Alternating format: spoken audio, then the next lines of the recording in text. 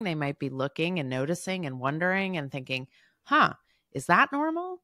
If my body's not changing, am I normal? They're constantly comparing themselves to others. And that lasts, not only does puberty last a decade, but comparison to others lasts through that whole decade too. Start small. Make sure your kid knows all the anatomically correct vocabulary. Make sure they're engaged in conversations around consent, and make sure you normalize that changing bodies is okay. And everybody is on a different timeline, because everyone worries that there's something wrong with them. If they're early, they're worried. If they're late, they're worried. As Cara says, if they're right in the middle, they're worried.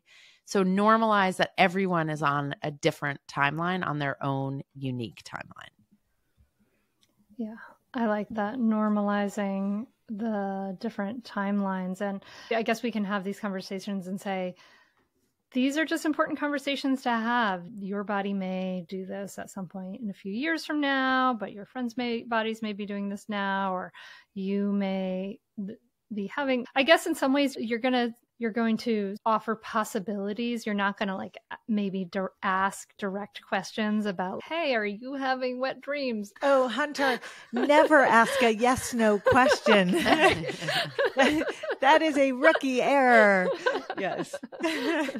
But you can say, we like hey, are people in your grade talking about wet dreams? Because sometimes that's something that comes up around this age, right? So instead of the are you, it's the are your friends, are people around you? And we should say, just the same way that periods are a middle marker for female puberty, wet dreams are more of a middle marker for male puberty. So a kid whose penis or testicles have just started growing and maybe they're like in the early, and they're not the ones who are going to be having wet dreams. That happens later on when there's more and more testosterone, when testosterone factory, aka the testicles, is really up and running and in business, and that the hormones have been circulating in the body for a while. So we don't want parents of younger kids to be like, oh my God, I haven't had the wet dreams conversation. It's okay, because there's lots of foundational conversations you can have ahead of that.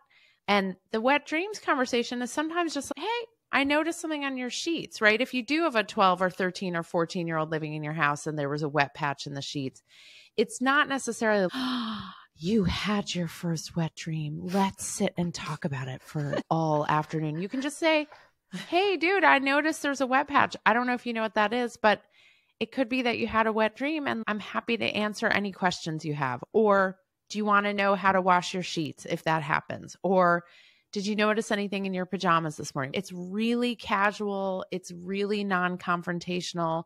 No shame, no judgment, no freaking out. Even if you're screaming inside your own head, you want to fake it till you make it and act like really calm and chill about it. Okay. All right. Sounds good.